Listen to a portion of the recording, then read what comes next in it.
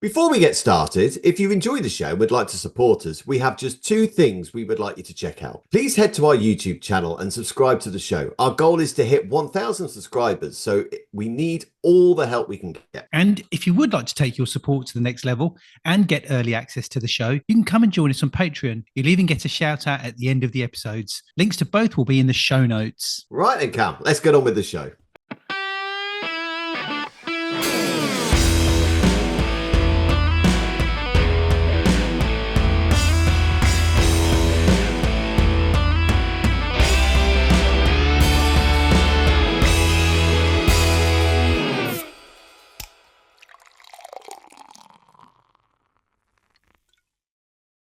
$2025, Mark.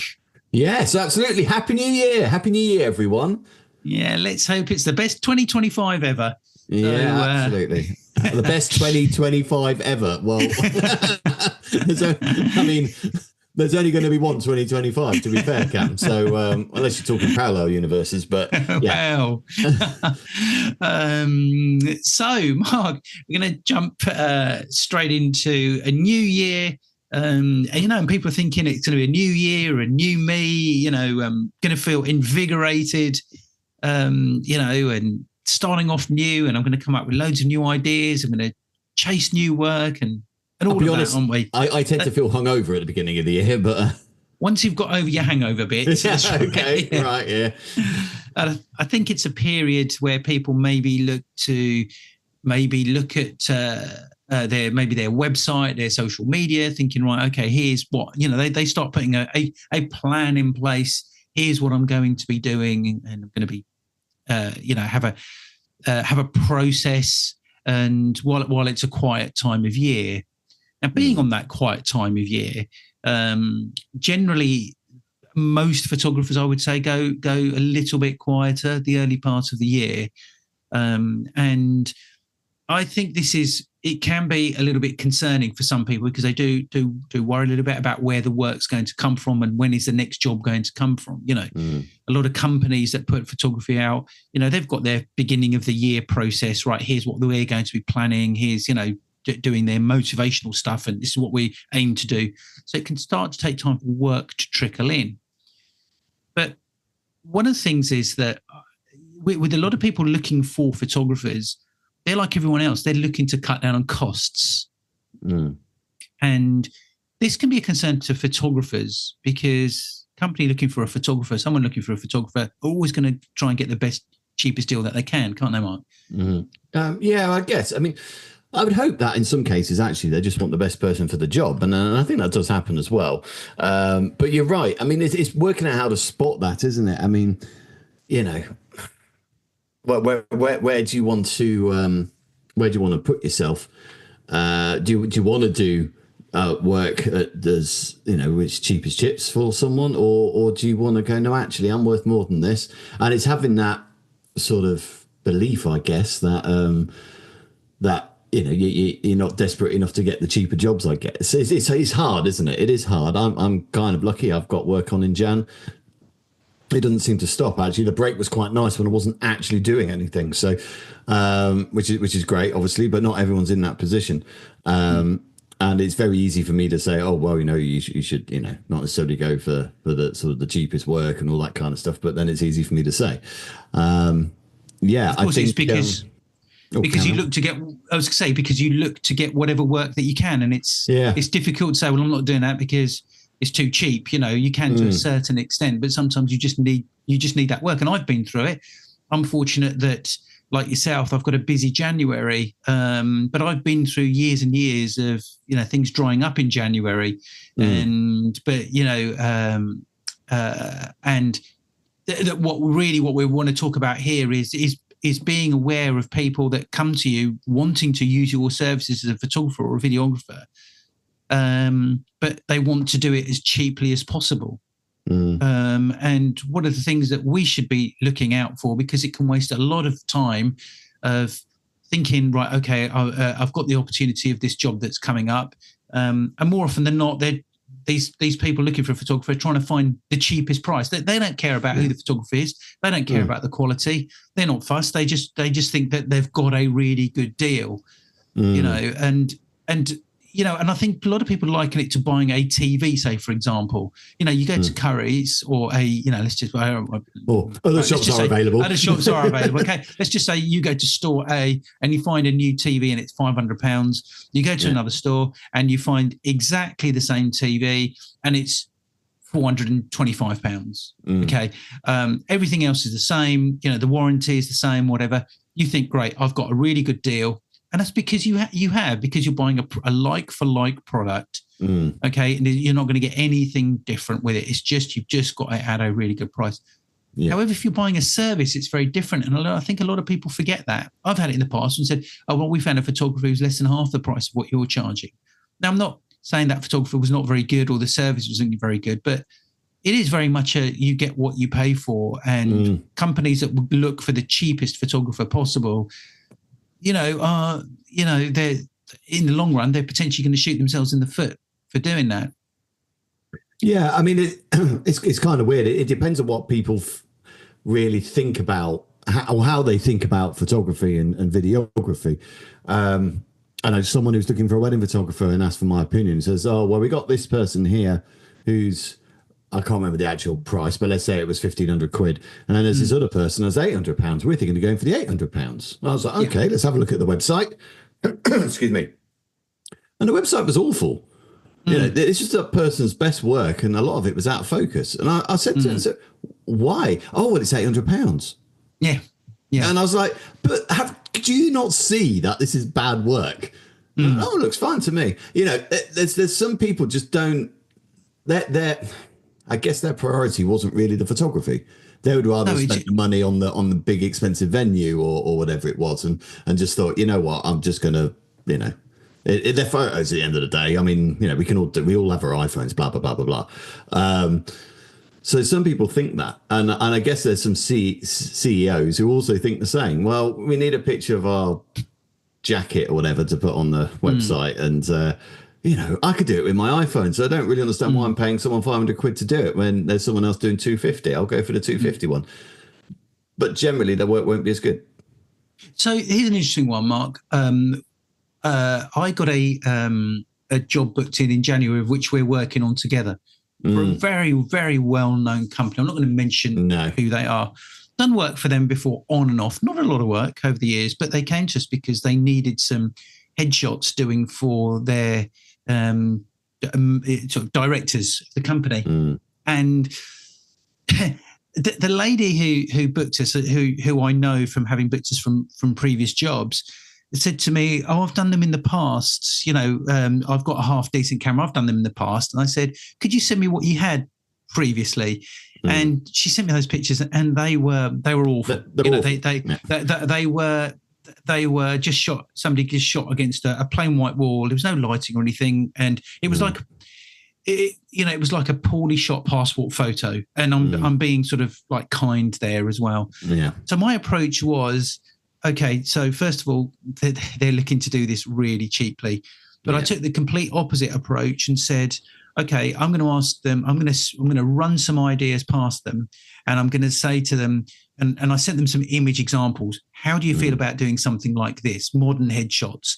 And they passed it on to somebody else. She passed it on to her boss, who then came back and said, yes, what are the prices? Now, this company, they're notorious for paying very, very poorly, very well known, right? I said, I'm not going to mention them. No. And so I kept the price on the low side, okay, but enough for me to say, okay, I think I can get away with that. That's fair enough. Certainly not really cheap, okay? And because I knew that they were going to be doing that. Anyway, they've come back and they've booked it. And I think it's really to do with, I sent them some image examples. Here's the type of thing that, why don't you consider this? Now, you don't have to do these ideas, but these are just suggestions. I was trying to make more of an effort to say to them, how about doing something that's far more modern? And I gave them a list of the reasons why it would benefit them. And so I did my homework, and because the first thing they said to me was, could you do some headshots? How much is it? Okay. Yeah. And there's where your alarm bells start ringing. And this company are notorious for it. But as soon as somebody comes to you and says, we need some photography doing, could you let me know how much it is? They've not even told you what the job is. You don't know what you're shooting. You don't know how long it's going to take. You don't know what their turnaround time is. You don't know what their expectations are. But their immediate thing is, can you tell me how much you charge? Even if someone says, we need some photography doing, could you tell me what your daily rate is, please? Yeah. At that point, you know that this is going to be price. Yeah. This is going to be decided purely on price, because companies that come to you will give you a brief and say, we need some photography doing. Here's our brief. Could you come back to us? And if they say, could you come back to us with some costs? That's absolutely fine, because they've given you the full brief. Yeah. They're not, they're sort of saying, let's get, here's what we need, and this is what we need a price for, rather than saying, we're looking for a photographer. What's your daily rate? Every time I get one of those inquiries coming, I always think, oh no, it's this job that they've got no idea of what this job actually involves. They just want a daily rate. Well, they want that daily rate, so then they can. So, see, I've seen this as well. So they'll go, okay, what's your daily rate? You say what the daily rate is, and then they go, right, well, we want all of this doing in this time. I'm like, no, no. If you want me to do all of that in that time, my daily rate's going up, my friend, because that's above and beyond. So yeah, I think that. So I've learned from that. So that when everyone says, what's the daily rate? And then my reply is, oh, hi, thanks for reaching me. Yes, I can do this for you. I am free on this date if they're giving me a date. May I ask what it all entails? Because I need to know this before I can give you a cost. And sometimes I hear back and sometimes not. Actually, just before Christmas, I had someone call me. One of our directors needs a headshot doing. Can you do it today?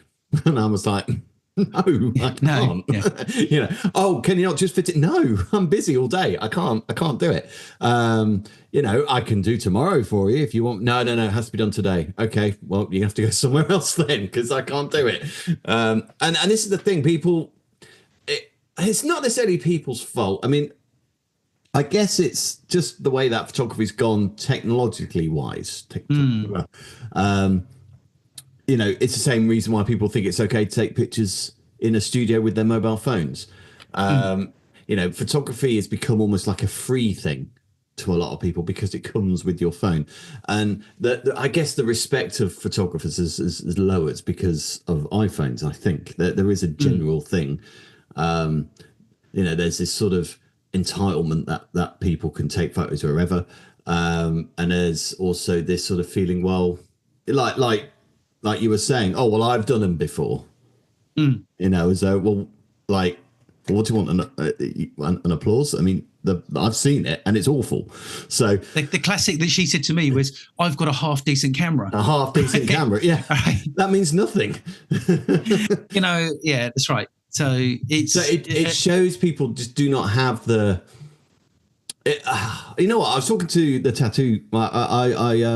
My studio is next to a tattoo studio, and I was talking to him about it, and we always have conversations about this stuff, and he goes, it's what folk don't see, and they don't see all the hours of training that we've put in. They don't see all the knowledge and the research that we do. They just think we turn up and press a button.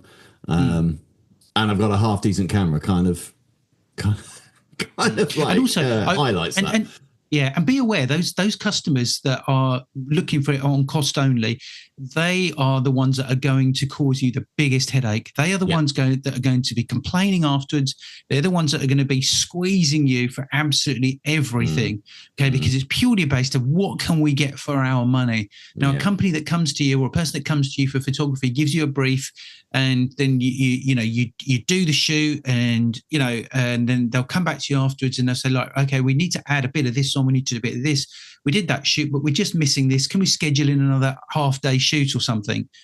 Okay, so but they're aware that, okay, we missed something, or we didn't quite get something right. We need to schedule a bit more time. People that are looking for the lowest price saying, well, it wasn't quite what we're looking for, plus we missed this.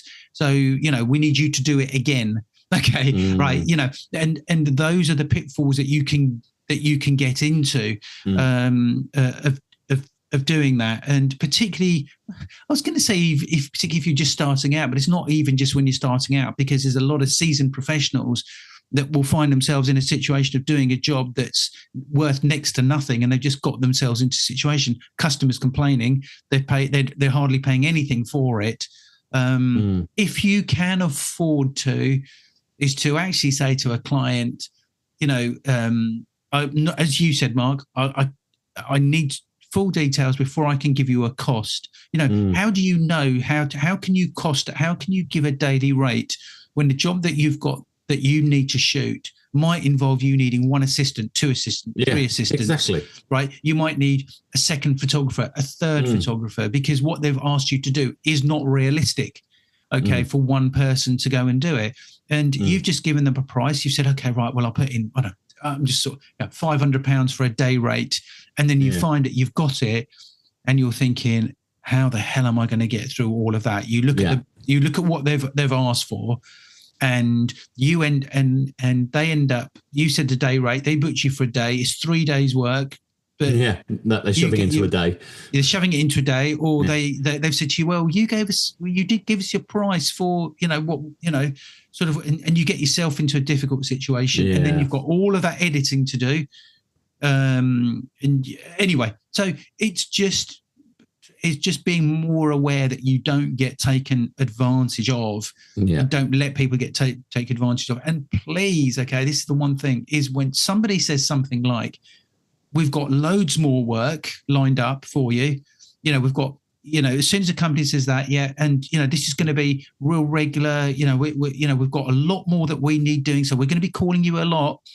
You've got to put that to one side. Yeah, you do. And you can say things like, okay, that's great, with a bit of luck we can do that, but here's my price for the job. If there's ongoing work, we can look at where we can save costs. Right? So in other words, saying, oh right, okay, and they're going to give, I've got this job, okay, they're not paying me much for it, but they're going to give me loads more work. Yeah, it's not going to happen. No, you can't rely on that, because there's no obligation for them to do that.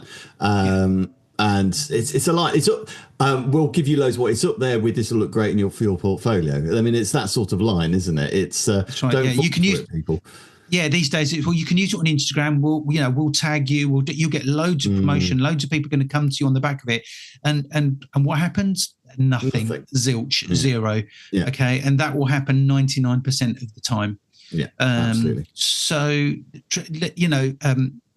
I know people. We need the work. You need the money. So you just say, well, I just had to do it. I just had to do it. But just try and be. I'm not saying don't do it. I'm just saying try and be a little bit more sort of what's the word? Tactical about it in how you approach it. I think knowing what it is you're costing for is the most important thing. The question is, what's your day rate? Well, what am I doing? Yeah, that's right. Yeah, it's if they want to do. Yeah, well, we've gone through it, haven't we? There's no point repeating it, but it's just before you can't cost something until you know what you're doing. Yeah. And people think a day rate is just this standard thing, and it just covers everything. Well, it doesn't. So I see. I don't actually have a day rate at all. I don't. Really. I don't have a half-hour rate. I don't have a day rate. I don't have an hourly rate. Basically, I will say it's based on what your requirements are for this, because I mean, it depends what it is. I have a rate when it comes to event photography, for example, because I know what that is. In fact, I'm shooting a wedding ceremony on in a couple of days. I'm only there for an hour. Right. and exactly this. They said, we got this little wedding, so we only need for the ceremony. And what do you charge? And I was like, well, hang on a minute. What does this entail? And it really is. It's going to be them two plus two witnesses, a couple of romantics. And I said, well, I'll charge you X amount for the first hour, but if it runs over, it's going to be this, and that. It'll be more. And that's what it is. You just got to know what it is.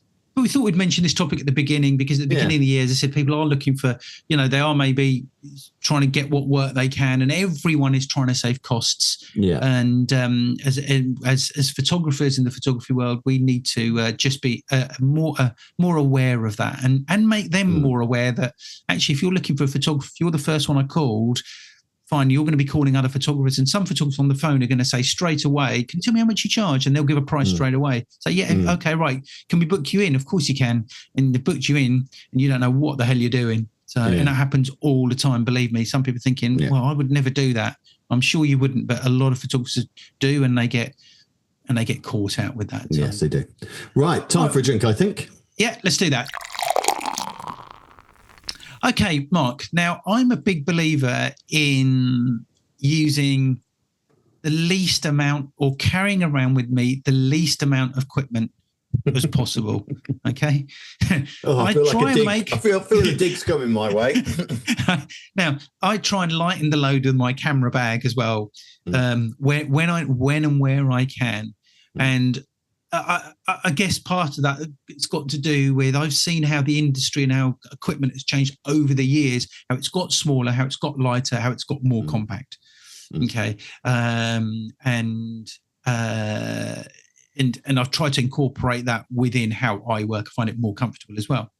Now, you, on the other hand, okay, have got a very heavy camera bag, haven't you? I do. No, I do have a heavy camera bag. You're absolutely right. But a few episodes ago, we went through that camera bag, and I think even you agreed, actually, all the stuff you have in there is stuff you need. I think there's only superfluous stuff, we did. To be fair. Yeah. That, I have... and I think actually someone commented, the reason you have two flash guns is because you got a backup and you got two cameras and, and whenever I have that bag, and you've been on a job with me, have you ever seen me not use the main stuff in that bag? No, I agree with you. I just, what I suggested, right, was why don't you get a second bag? So you're on a shoot, you've got your gear in your car, okay? And what you do is you have a second bag. You take out what you immediately need, right, and put it in a lighter bag, okay? Even if you take both bags, even if you take both bags on site, okay? So you take both bags and you say, right, okay, I'm going to need, immediately I need this camera, this lens, this battery, this charge, that. You put it into another bag, pop it on your back or your shoulder, you carry it and you think, right, okay, I'm carrying something nice and light, but all of my gear is there to hand. But why? Why need it? But you're just taking two bags. I mean, what's the? Do you know what I mean? No, but you leave. You're not doing it. But you leave your really heavy bag somewhere else, don't you? What I need is a bag with wheels. That's what I need, to be quite honest with you. To be honest, it's not the equipment in the bag that's the issue. It's the fact that I haven't got a bag with wheels. That's the issue, really. So I bought one a few years ago. It's a Pelly case. I've still got it somewhere. And then I stopped using it because I started, actually my gear started to get smaller. So I put it all into a backpack. I thought it was easier. And I will get that case back out, but at the same time, I'm wondering, do I really need it? Because I wouldn't say it's a big bag, but I mean, I like to put something on my back now. I like to have a backpack now. I do. But the thing is, I don't want to have two bags. Okay, so take a wedding, for example, right? I've got obviously the big bag with all my stuff in, but I've also got the LED lights. I've also got the sandbags, and I've got the stands. That's enough stuff for me to be carrying. I don't want another bag. When I do graduation, I mean, you see the amount of stuff. So for those who don't know, we do a graduation. You're basically taking a portable studio minus the background, essentially. So that's I take 4 lights just in case something happens to the 2 main ones. I've got some backups. I've got 4 stands. Because the background stands are provided, but something might happen with one of the stands. I've seen that happen. I also take spare cables, all these kind of things. So if something happens, I've got a spare and, I can carry on. I don't want to take another bag. No.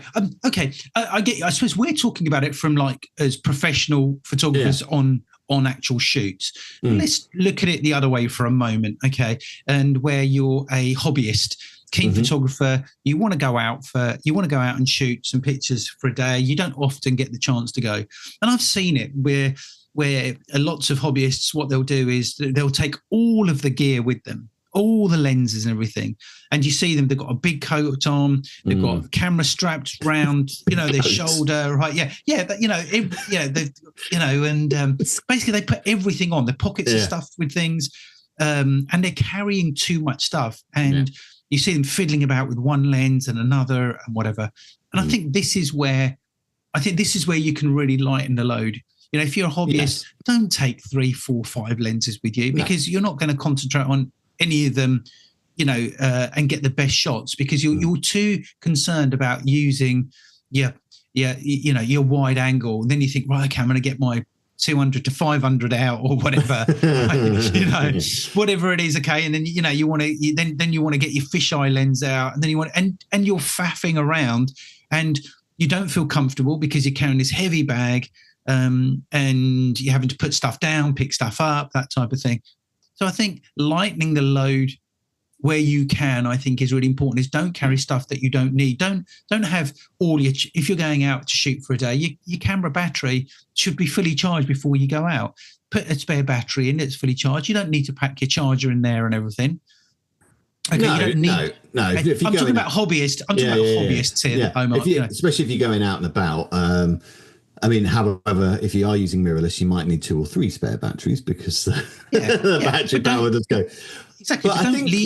Don't leave your charger and your cables and all of that in there. Just get rid of all of that stuff. Just have what you need. But I think what can happen with all this equipment is that, do you think sometimes it stifles creativity?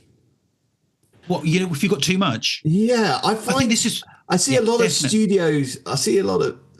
I've gone to some studios before, and this is not dissing the studios at all, because some of the studios, they need to rent stuff. They do hiring and all this kind of stuff. So you got to be up with all the tech, I guess. But I find a lot.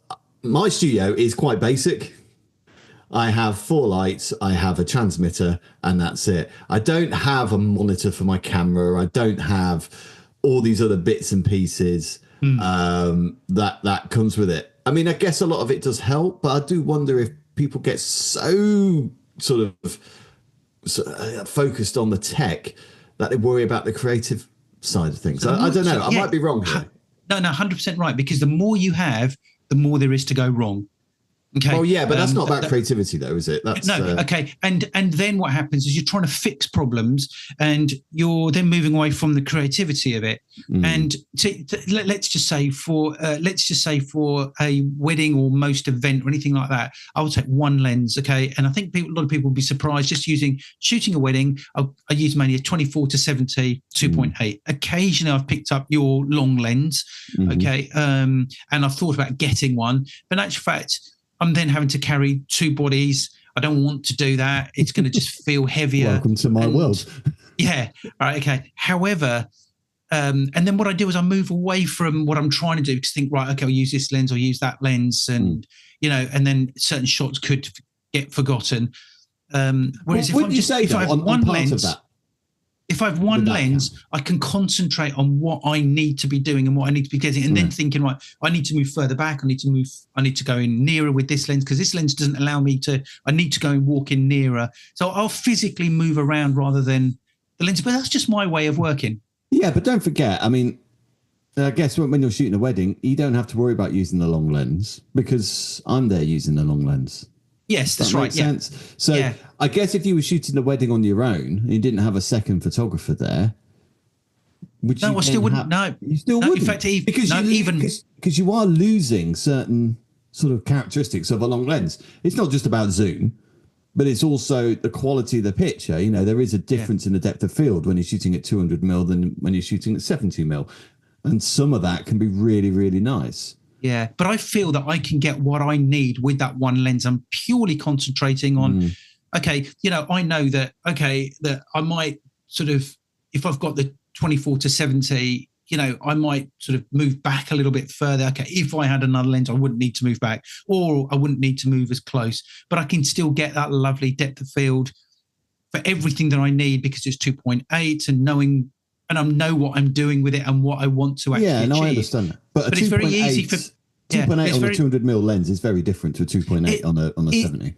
It is, and once you've got a handful of shots, that's sort of it, as far as I'm concerned. You go back to that more the 24 to 70 or somewhere around that. Okay, somewhere around that 24-105, whatever they are. Okay, now, and I think a lot of people, but actually, Mark, it comes back to what I've just said. It's because I know what I'm doing to get the best results with what I've got.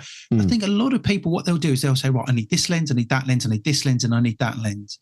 And what happens is you're diluting what you're doing with each of those lenses because you're so bogged down. You think, right, I'm going to start off as a wedding photographer. I have to have a wide angle lens. I have to have a 24-70. I have to have an 80mm prime. I have to have a 24. I have to have the 70-200. You're suddenly kitting yourselves out with all of these lenses.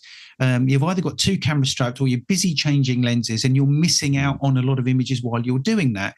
You know, and so you don't need to do that as a professional, as a photographer. You don't need to go out and buy lots, and you don't need to go out and buy 2, 3, 4 lenses. Just go and buy one lens, and something like a 24-105, a 24-70, something like that is really going to give you everything that you need. And then I reckon, to be honest, Cam, sorry to interrupt, but I reckon there's a lot of photographers out there who may be listening to you talk and probably saying, yeah, but I use prime lenses, and prime lenses are X, Y, and Z. But you need to have 3 or 4 prime lenses. Yeah. I know said, didn't I? Photographers that absolutely swear by prime lenses and say, no, just taking that zoom, they might consider being lazy. I mean, that's not a term I would use, but do you know what I mean? That they might. Yeah. Now remember that because when I gave my list of lenses, I was sort of saying, right, you want a wide angle, you want a 24-70, you want an 80mm, right? You know, they're sort of your prime lens. It could be a 50, it could be an 80, whatever it is. And now you got to remember when we were shooting medium format, and I shot using medium format for longer than I've been shooting mirrorless. Oh, sorry, digital, should we say? Yeah. They were all fixed lenses, right? Prime lenses. They were your 50, your 80mm lenses. Okay. So again, and I think that goes a part of me saying, because I know what I'm doing, you know, because I've done it for so long, I know exactly what I need or I know exactly what I can do with a particular lens. And I know if I've got an 80mm lens, you see on Bronica, I remember when I was shooting the last, I had a fixed 80mm lens. I was shooting a whole wedding basically on an 80mm lens. I think that was the equivalent of a 50, I think, on the medium format. So on 35mm, I think it was. Was it 80mm, 75 or something like that, wasn't it? Something like that. Okay. Yeah. So basically I was shooting a whole wedding on one prime lens, and I did that for years. Okay? Yeah, but Cam, things have changed. Oh, no. What I'm saying is, but the thing is things have changed, and I don't use, I have used prime lenses since. I don't really use prime lenses now because you know, I'll use a zoom, but I've got the main lens I've got is that 24-70 2.8, and I know exactly what I can do. As I said, I know exactly what I can do with that lens, and to get the best out of it. But a lot of people don't know, so they think, right, okay, I need to have this lens, this lens, this lens, and this lens. I need a kit of 2 lenses or 4 lenses. I can't do a wedding without all of these lenses. I understand what you're saying, Cam, but do you not think that the fact that, you know, we're expected to provide a lot more images now for... But I do. If I'm shooting with one lens, I provide far more images rather than changing lenses. And did you have a second when you were shooting on film? No. So I've shot... See, that's the exactly. Other thing. So you're getting... So these days it's always 2 photographers. I mean, I never shoot without a second. You don't either. No. So you have to get a more variety of shots these days, which you didn't need to do back in the film days, because I mean, I don't know how many. I'm just trying to remember I mean, I shot my first ever wedding on a medium format. It was a mixture of medium format and 35mm. I can't remember how many rolls of film I took, but it certainly wasn't 1,000, 1,500 images, whatever that we give to a client these days. You know, you didn't have the scope to be as creative as you can do now. It was very different. I mean, I was shooting anything between 5 and 7 rolls of film, 12 exposures, so 60 to 72 shots for a wedding. But bear in mind, it was only up until the start of the wedding breakfast as such. So there was no evening photography involved. No. But I mean, that is where most of photography happens anyway, up to the wedding breakfast. It does, yeah. And even now, it's all up to the wedding breakfast. Once you got to the wedding breakfast, you know you got everything. It's actually quite a slower day for everyone. That's right, yeah. You know. But yeah, I mean, what I'm trying to say is, I understand what you're saying about not needing the second lens. I feel I do need the second lens because I kind of entered the wedding just at the end of film, where you did have 2 or 3, you know, rolls of film or whatever, 5 or 6 rolls of film. So now you're having to give a lot more, and you need your second photographer. I think actually the variety that an extra lens does give you, I think you do need. But the thing is, I know you don't shoot that, but then you when I'm shooting with you, you've got me to shoot it. Does that make sense? Yeah, it does. And actually, no, that does, because, I know that you're there. I know I've got the second photographer there doing that. However, I'm not saying that you don't need that second lens. What I'm saying is lighten the load. Okay. And particularly if you've not been doing it for that long, is don't go out armed with lots of lenses. Okay. And weigh yourself down thinking, I've got to change the lens for this shot. I've got to change the lens for this shot. I've got to change the lens for this shot. Okay. Whereas, sometimes I'll say, right, okay, I'm going to have to go back over there to go and get this shot. So I've got to walk for 10, 15, 20 seconds to get back far enough to be able to get the shot that I want to do, because I want to zoom in as well. Okay.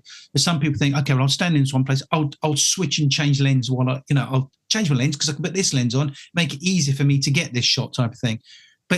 So what I'm saying is that if you figure out what you can do with one main lens, okay, and you can do it with a prime, okay. You are going to be walking forwards and backwards a lot more, whether it's a 50mm or an 80mm, okay, but that's no bad thing, okay. But if you've got something like a 24-70, you'll be getting more shots because you're not thinking, right, I need to change camera and to shift from here to here and there. So I'm not saying don't use a second lens. I'm not saying that at all.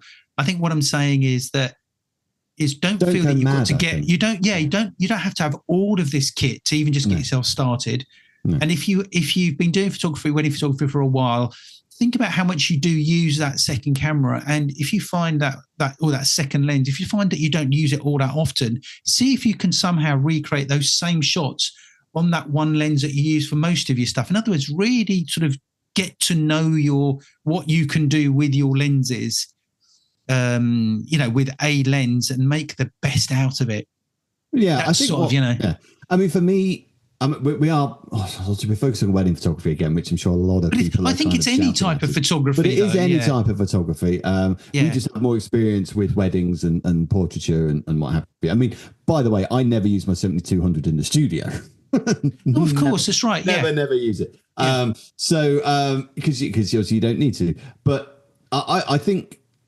Yeah, you don't. You're right in saying you don't focus on getting all the tech, whatever it is. And we focus on lenses. Pardon the pun. We focus on lenses quite a bit, but it doesn't have to be. You don't need the R1, for example, unless you're doing sports, I guess. But even then, I think the R3 would work. You think about the creativity. Don't cover yourself with tech where that's all you think about. I think that's essentially what we're saying.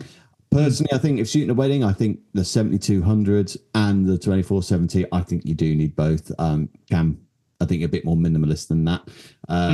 You're quite happy with just the 24-70, but I think having two bodies with those two lenses on, I think you get more things, and I think there's certain characteristics, but that's different. But I don't think you need any more than that. No. Apps a wide angle just in case you're in a tight spot and you need to take a picture of a big group. But generally you can get around that by planning on how you shoot it. So, I think just don't cover yourself with tech because it does stifle creativity. We haven't really spoken about creativity much. We've just been talking about loads, I guess. But if you can just get the basics of creativity and angles and things like that with just using one lens, I guess. You don't need to sort of worry about it. Build, I guess, as well is another thing. So, I always say this with photographers when I train them up in the studio. Let's just do the basic lighting first. Let's just get that right first, and then worry about the creativity, what you can do with the posing and with whatever things people have brought in and all that kind of stuff. And then once you got that down, okay, now let's have a look at things like doing rim lighting and maybe like, Rembrandt lighting and all that kind of stuff. Now we can do, and then when you got that down, okay, now let's think about doing halo backgrounds and gel backgrounds and you just got to build it up, but you don't necessarily need all those things all the time. So yeah. I think there is another thing as well, and some people I think might criticize me over this. Well, I think if you're doing a job for a client, doesn't matter what type of job it is, whether it's some sort of social photography, whether it's a commercial, more sort of commercial based type of shoot, first of all, you've got to give the customer what they want. Okay. And now this conversation could go different ways here with different people. You've got to do the best job that you can. You can bring your creativity into a shoot and your ideas into a shoot. However, at the end of the day, does your creativity, okay, and do your ideas give the client what the client wants? Okay. It's no good being creative and throwing in new ideas and saying it's what I do as a photographer and it's my style, if it's not what the client wants. Okay. Because if the client doesn't want that, then you've not listened, and you've not achieved the project brief, as it were. Yeah. Okay. Now, if a client says to you, can we have a sit down? This is what we want to do. There's your opportunity. And I've been in this situation when I've said, why don't we, have you thought about doing this, and this? It'd be really good to do that. You could do this. And I've said, no, we've thought about it. It's not what we want. It's not our customer target. It's not what we're focusing on. And I've had all these creative ideas and they've said, no, not having any of it. This is what we want. And I'm thinking, I know it's not great, but then I'm being paid to do a job and I need to say to the customer, right, I'll give you this is what you're looking for. This is exactly what I'm going to do. There's been times that I've also done what I've needed to do within a job, what I've wanted to do within a job, and I've presented to them. And I know that this has happened several times. I said, all great, but if that's what we were looking for, it would have been great. But we want what we were actually looking for. Okay, now, even as a wedding photographer, you might say, well, this is my style as a wedding photographer, but the couple might not want your style. Now, it's very easy to say, well, go and use another photographer. But as a working professional, you've got to be able to adapt to that couple and say, okay, I've got to put my creativity and my style to one side because this customer is paying me to do a certain type of job. Yeah, does that make sense? It does. I think with commercial photography, absolutely. I mean, you can have all these wonderful creative ideas as you want, but there's probably things that you haven't. There's other priorities that company probably has. There's reasons why X, Y, and Z wouldn't work, and what they want works. That they have things that they need to do, which you might not even recognize. So I get that. With wedding photography, I mean, well, I've always said on this podcast, I hate the word style. I think it's a block to creativity. But with wedding photography, I'm a little less with you on that, I guess, because if someone has seen my portfolio and wants to book me on the basis of my portfolio, then why would you want me to do something different than the quote unquote style? You're right. Yeah. I find that odd. Because if a couple come to you and they just know, right, really like this song, it's really good, but we don't quite want to do what you normally do, but we know you're good. No, but we know you're good. You've been recommended. It doesn't matter. It could be a wedding, it could be anything, but you've come highly recommended. But we're looking for something a little bit different to what you would usually do. Okay, so I guess it's a sit down and a chat, isn't it? I mean, exactly. I think. I do find that difficult because surely the reason why I've been recommended is because of the work that I produced. As a wedding couple. So I find that a bit odd. I do find that a bit odd because as a wedding couple, if I'm talking to a wedding couple, say, one of the things I say is, do you know what you're looking for? Do you know what you like? Do you know what you don't like? And that type of thing. So I'm asking them because. They might be looking at hundreds of websites, don't know what they're quite looking for. They just want a photographer, but they've still got something in their mind or something. So I'm saying that as creatives, you can think about creativity too much, and people do get saying, "I'm the photographer. It's my style. Okay, this is what I do. That's why you've booked me." But I'm thinking these guys are paying me to do a job.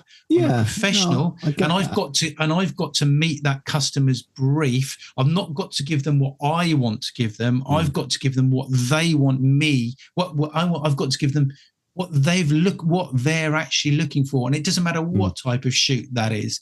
You can guide them and you can advise them, but you can't make that final decision for them in the end. No, I guess this has to be sorted before deposits are taken and all that kind of thing. But as I say, I mean, to be honest, I'm quite liberal with it anyway. So if people want me to do something and I'll in a certain way, then I'll do it. I'm not that precious. Yeah. Like I say, I think style gets in the way of creativity. But I think I can understand why someone who is known for doing this thing in a certain way and gets clients to do a certain way, and then someone goes, well, no, can you do it this way? Well, why are you booking? It's like, okay, so when I used to work for Venture, you know, they come to Venture, they see all the work around, and they go, actually, can we just have a traditional looking picture, please? I'm like, no, I'm sorry, that's not what we do. In fact, if I'd shot that, I would have got into trouble because they call it brand damaging. So, so I do have a bit of sympathy for people who go, well, hang on, you've seen my work, you've come into my studio, or you've come into seen my wedding portfolio, or whatever it is, and you want me to do something completely different to what you see around you. I kind of question that. Why are you coming to speak to me, and go someone else who does that? And I think that's probably where we differ then. But this is really good, because it should be about, you know, what I said right at the beginning was that, look, some people are going to completely disagree with me on this, and it's a conversation to have. We work very close together, but we think very differently. Whereas what I would sort of say, okay, right, well, I can see all the work around you. We love what you do, but we're looking for this. I'd be saying, okay, well, what are you looking for? I'd sit down with them and say, okay, well, you know, let's have a look. Okay, it's not normally what we do, but yeah, let's give it a go, type of thing. You know, I'm more forgiving with it. I'm more forgiving with weddings. But with my studio, though, I wouldn't do. I mean, I would not. If someone said, "Oh, we want to come in and we want to do a mottled background, and that's the family picture," I would be like, "No, you got to go somewhere else." Because I won't do it. Yeah, you see, I would. Yeah, you see, now, you see, again, I wouldn't do that. Yeah, I would. My approach would be different. But this is what this conversation is about. We all think differently, don't we? So where is right at the end of the day is we're trying to make a living, and some people say, yeah, but I'm not going to compromise my, you know, my principles. Yeah, okay, now if you can afford to do that, then great. Okay, but if you need to make a living and you're thinking, I've got to do this, you know, then you've got to do it. But there are other factors, though, Cam. There are other factors. Okay, so I'm really talking about my family photography here now. We have kind of veered off what we originally going to.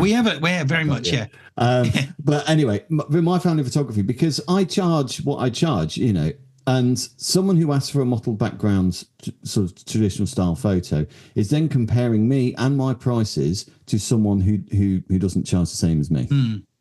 And that's tricky. So it's not actually really to do with style as much. It's to do with the fact that I've trained, I can get this out of you, because it's my photography is very much about personalities rather than about being, you know, that kind of traditional all saying cheese at the camera.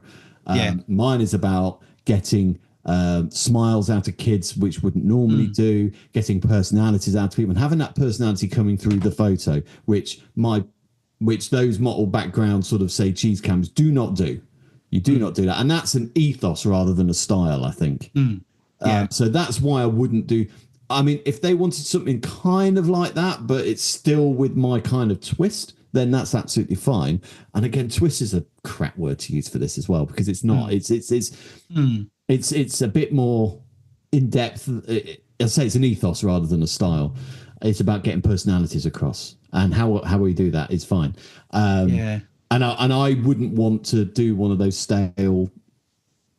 That's where I draw the line, I guess. So although I don't like the word style, it does involve getting involved with creativity. My style isn't that rigid, or the way I work isn't that rigid.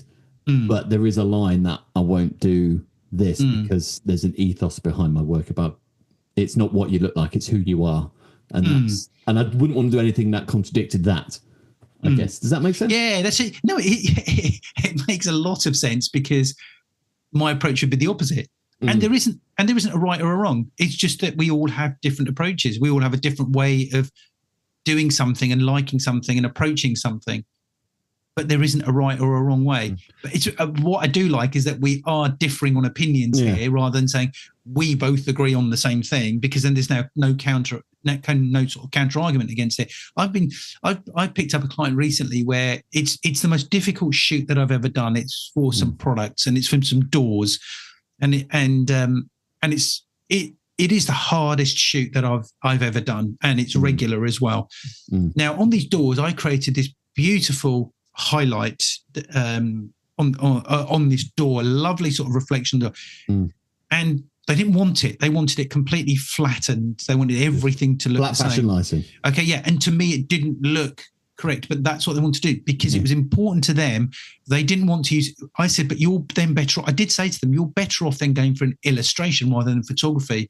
And they said, we've always used illustrations, but we want photography. We prefer photography. So I said, really, you're looking for a balance between the two. You want illustration, but shot photography. In photography, they said, yeah, that's pretty much hitting the nail on the head, really.